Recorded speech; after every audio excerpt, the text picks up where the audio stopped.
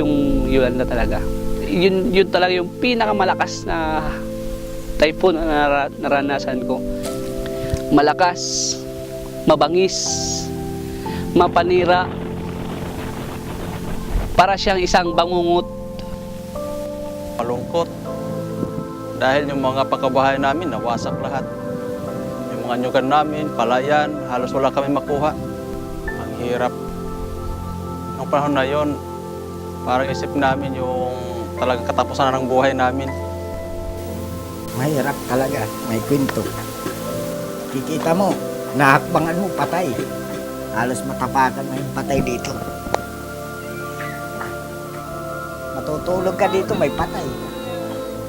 Matakot ka pa man, anong magagawa mo, naandyan yung patay na yan. Hinahakbangan, baliwala na lang. Kung may man matitira, pinili na lang ng Panginoon yun. Siyempre po, pagka po pinag-usapan ang daluyong na dumating sa atin sa panahon ng Yolanda, nakakapanlumo, marami po tayong kababayan ang nasalanta at malaki pong kawalan sa ating pong buong bansa.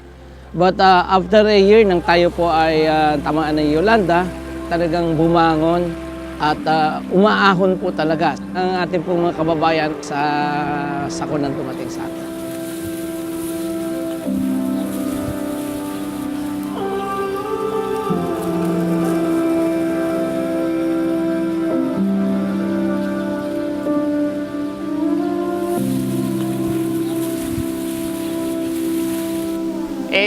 Malaki yung impact sa pagtulong ng iba't ibang NGO po.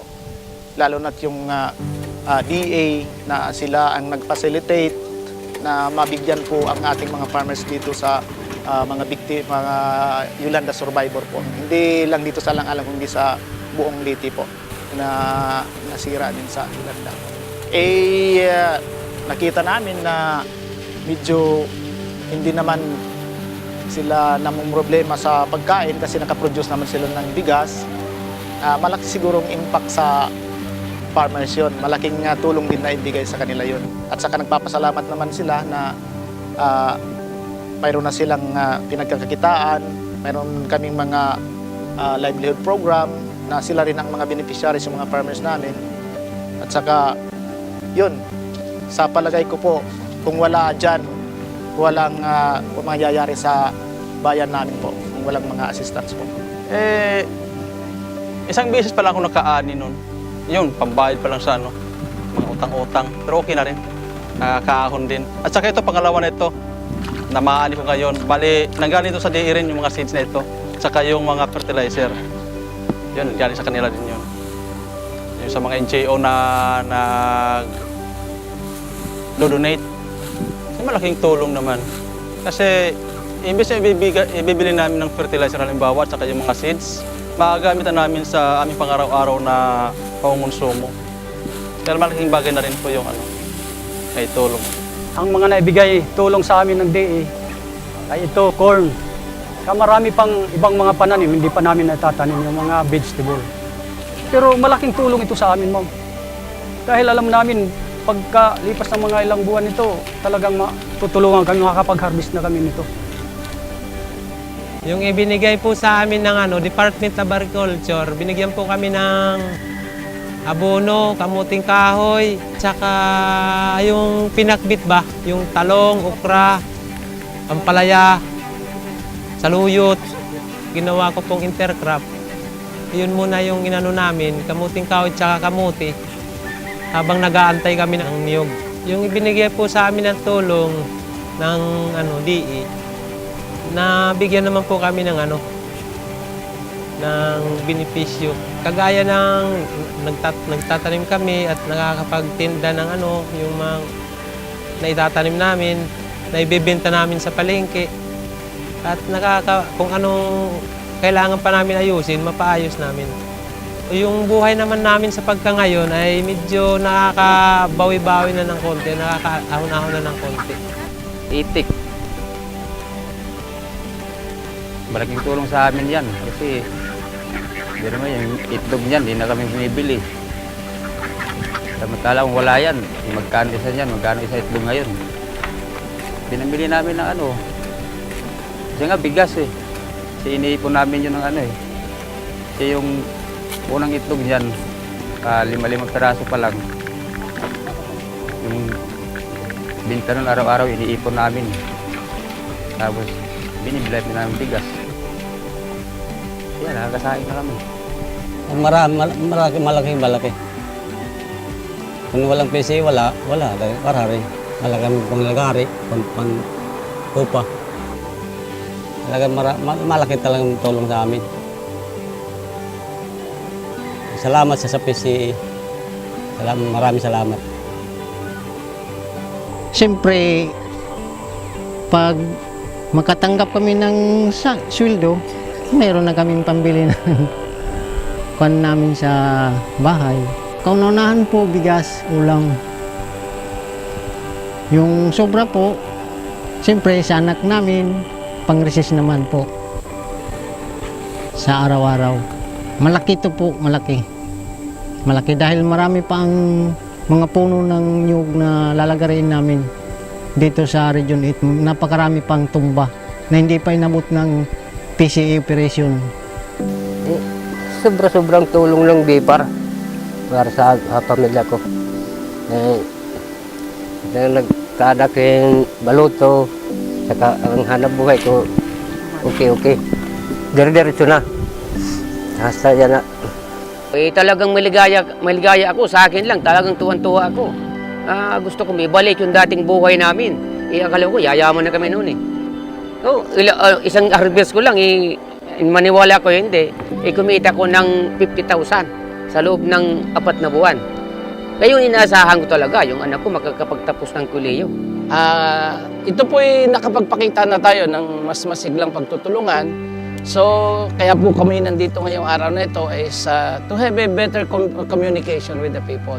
Ang kabilin-bilinan po ng Pangulong Noynoy Aquino, hindi tayo pwedeng tulong ng natulong. Kailangan kung ano yung itutulong natin, ay yung gusto talaga ng mga mamamayan. So, ngayon pong umagang ito, nakita po natin, narinig po natin ang sinasabi ng mga taong bayan. Maraming salamat po sa tulong ninyong malalaking equipments. Maraming salamat po sa mga makinang ipadadala ng ating national government. But ang kailangan po nila yung mas maliit lang na mga makina. So ito po yung ating pagpapakita na kung wala pong conversation, kung wala pong konsultasyon, ay salang intervention po ang may bibigay ng national government. Baka nga po doon sa mas mataas na lugar, gusto natin silang bigyan ng traktora pero kalabaw lang palang kailangan. So ito po yung mas practical na pamamaraan na ini-insist po ng Pangulo na magagawa lang po natin ito kung tayo po ibababa at nakakausap ng diretsyo na magsasakat ng isda. Sa ating pong lahat, sa ating mga magsasaka, mangingisda, mga iba't ibang ahensya ng pamahalaan, sa mga international NGOs, sa mga local NGOs, UN agencies, inihiling ko po ang ating pakikisa sa programa ng ating pamahalaan upang tayo po ay panumbalik ang ating mga sakahan, ating mga bukid ng mas maayos po to bring back better our farming communities. Hindi lamang po sa dati niyang anyo, kung hindi mas maganda pa po, mas productive, mas resilient sa typhoon. At magbibigay po tayo ng halimbawa sa ating mga kasamahan, sa ating bayan, kung paano po umahon mula sa isang sakuna. So in behalf of PCA at saka doon sa mga coconut farmers natin na nag-participate, tumutulong sa mga programa para ma-implement ng maayos. Sana po hindi kayo magsawa at magtulungan lang po tayo para tuloy-tuloy yung pag-aho natin para maitayo o mapaunlad, maipaahon natin ang coconut industry natin. Ang message natin sa ating mga kasama sa sektor ng pangisdaan at sa buong sektor ng agrikultura. Alam po natin na yung Yolanda ay hindi biro. Alam po natin na malaki po yung ating suffering.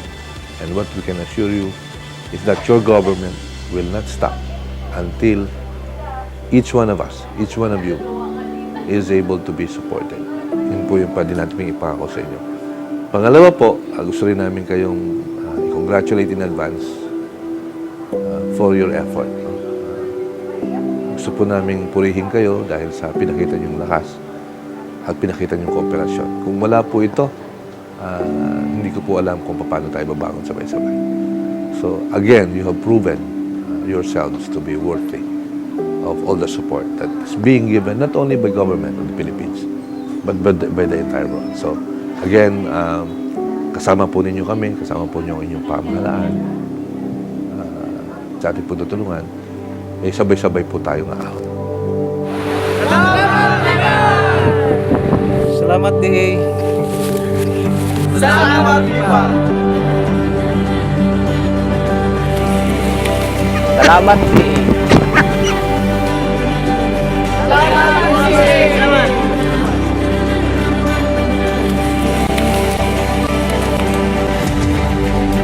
Salamat din.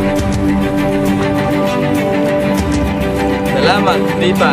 Salamat sa Pipar. Salamat,